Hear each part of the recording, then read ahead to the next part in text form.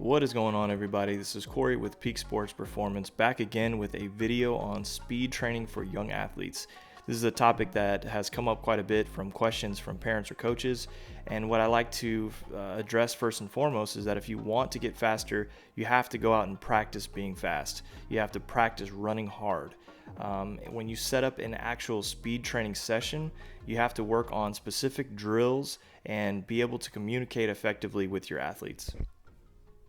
So I know some of these drills may look a little bit silly, but they are really effective at teaching what we're trying to get accomplished here. This is called dribbling, and just like dribbling a basketball, I'm going to make continuous contact with the ground. Here I'm making a conscious effort to land on my mid-foot. So that's something that I want each and every athlete to do when they do this. I'm not so focused on their arm swing at this point. We can worry about that in a different drill. This is just about making quality contact with the ground. I think it's so important that you teach young athletes to be conscious of where they're landing so that they can be in a better position to push off later on. So where dribbling may be a more basic drill, we can go into something a little bit more intermediate here, which is a power skip with a vertical emphasis. What I mean by vertical emphasis is I'm trying to push in the ground and spring straight up. So as I'm landing here, I'm thinking about going straight up, and then as I'm coming down, I want to land in a good position to create force to go right back up. Another skip that you can do is more with a horizontal emphasis. So I'm thinking about getting as far forward as I can now. So when I land, I'm going to try to propel myself forward as far as I can, driving that knee. And then as I'm in the air, I want to land in the best position possible to be able to recreate that force and go again. So these are two great ways that you can work on creating power. Next thing is straight leg bounds, and you can see here it's kind of self-explanatory with the straight leg name, but I want to reach and extend that leg as much as I can. I want to make good contact with the ground and then go from there.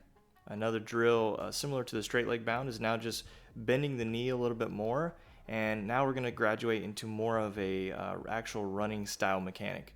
So with that bent leg, we can easily transition from there to a sprint.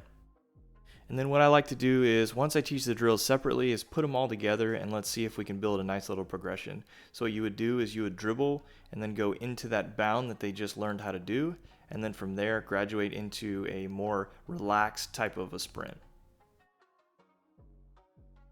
Once your athletes have shown progression in those drills, you can start to dig into some acceleration starts. Acceleration is going to be one of the most taxing things on the body for young athletes, so you really got to be careful about how much volume you're prescribing. I like to play around with different starts. You can see here I did a static start. I do a drop-in start here where you can do a vertical jump, and then as soon as you land, you try to accelerate. You can do another one where you skip into it, or you can have them build up for about 5 or 6 steps at a slow pace and then accelerate out. It's up to you, but either way, I found that changing up the start type has been really effective and keeps athletes engaged. As you can see, I got into that RDL position and then pushed from there. This is one of my favorite ways to start because it really loads my backside and gets me to overemphasize the push. The other thing I'm focused on here is a big arm swing. I think that's one of the main keys that we can talk about later on in a different video when talking about how the arms play a role in the sprint. Alright, so once you're done with the specific drills, go ahead and put it all together. It's so important that you get your group to run a couple hard efforts because we want to see what stuck and what didn't with the drills.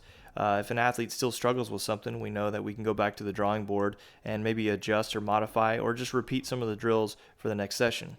I really highly recommend that you video your athletes, that you freeze frame these positions. You want to see where an athlete struggles, and you can see that on video. For more information, make sure you guys check out my YouTube, Peak Sports Performance on YouTube. Make sure you check out for more information on my Instagram as well. And then now I'll soon be launching a website called peaksportsperform.com. You guys can check out more blog format type of information. And also we always have training programs available online. If you want to contact me, my email should be in the description. I hope you guys got something out of this video. Thanks for checking it out.